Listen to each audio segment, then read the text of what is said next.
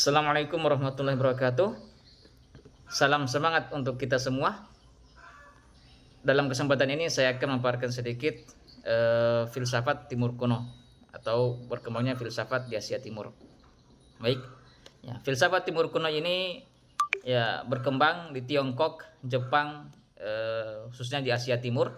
Ya, adapun pemahaman-pemahaman atau filsafat yang berkembang di Asia Timur ini, diantaranya adalah Shintoisme, Taoisme, ya, Konghucu, ajaran Zen dan lain-lain. Nah, adapun pemahaman-pemahaman ini berasal atau berangkat dari teks suci dan juga berangkat dari hasil kerja filsafat dan pengalaman-pengalaman mistis. Ya.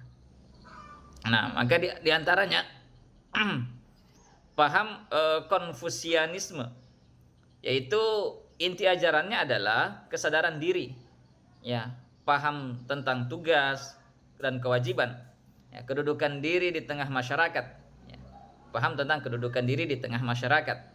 Nah, adapun fokus utama pada ajarannya adalah pada etika dan moral, ya, sehingga ajaran ini banyak berisi tentang norma-norma. Nah, kemudian juga ada ajaran Taoisme, ya, itu doktrin untuk selalu berbuat baik, ya, doktrin harmoni dengan alam, ya, yang kemudian nantinya atau berkembang disebut dengan yin dan yang, ya, itu keseimbangan baik dan buruk, pasif dan aktif. Kemudian, ya, ajaran Taoisme ini menyerap ajaran Buddhisme, ya, dari India subkontinen, itu anak benua India, ya, yang juga kemudian ikut kepada ajaran ini adalah ajaran Konfusianisme. Ya. Nah. Kemudian adapun ajaran Zen, ya, itu adalah akulturasi dengan ajaran Buddha dan juga Shintoisme, ya, Shintoisme, ya. Dan ajaran-ajaran ini berangkat daripada teks suci, scripture, ya, yaitu dan juga hasil kerja filsafat, ya, juga hasil kerja mistis atau pengalaman mistis. Ya. Filsafat Oriental Asia Timur mengakui teks suci atau tradisi keagamaan sebagai hasil kerja manusia. Ya. Dan mereka mengakui bahwa tidak terdapat konsep utusan Tuhan yang menyampaikan wahyu melalui nabi dan rasul.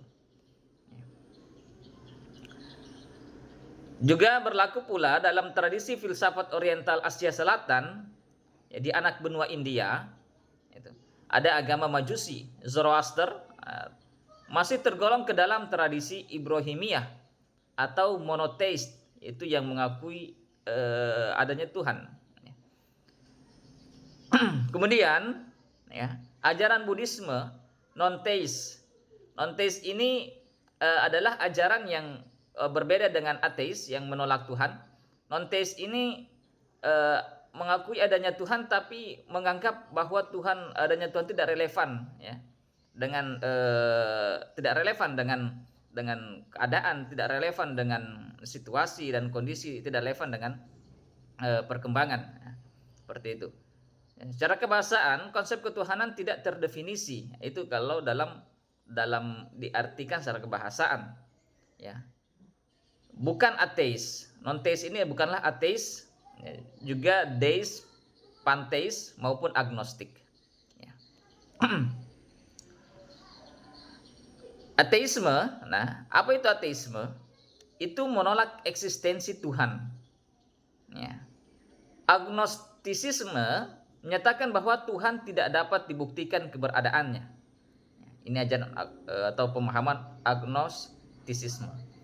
Ya. Deisme, ya. Deisme ini menolak agama, menerima keberadaan Tuhan, tapi, ya, mereka tetap menerima keberadaan Tuhan tapi menolak agama.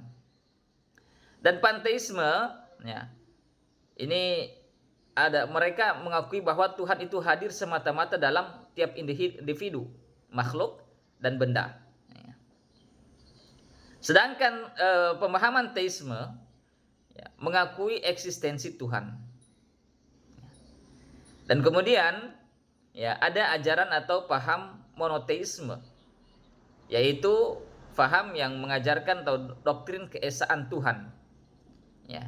Agama-agama Oriental masih dapat digolongkan ke dalam faham monoteisme ini. Ya. Selanjutnya ada faham politeisme, ya, yaitu yang mengajarkan doktrin keragaman Tuhan. Ya, jadi setiap agama seperti paham Hinduisme, pagan Yunani, Romawi, Nordik, Arab, ya, memiliki Tuhan masing-masing dan lain-lain. Ya, masuk dalam kategori ini, yaitu politeisme. Termasuk juga animisme, dinamisme, totemisme, ya, dan agama-agama lokal pribumi, folk religions. Nah, kemudian adapun perkembangan dan periode dan perkembangan ajaran-ajaran ini di periode klasik, ya, lahir dan berkembangnya filsafat Tiongkok kuno. Ya. Kemudian lahirnya ajaran Konghucu, Tao sampai Shinto di Jepang dan sebagainya. Kemudian di periode Neo-Taoisme, Buddhisme, ya, masuknya nilai dan ajaran Buddha ke dalam agama Tao, dan kemudian Konghucu dan Shinto. Ya. Dan di periode Neo-Konfusianisme, ya, ini berkembangnya ajaran Zen, ya, yang menjadi alat pemersatu nilai-nilai ajaran agama-agama lokal Asia Timur, ya, dengan ajaran Buddha atau Buddhisme.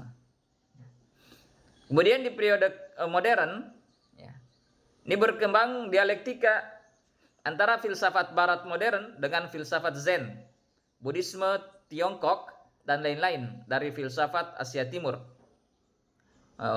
Utilitarianisme, ya, utilitarianisme Barat dipengaruhi oleh filsafat Asia Timur, ya, dari Tiongkok komunisme, dan materialisme Barat mempengaruhi filsafat Timur komunisme dengan karakteristik Tiongkok.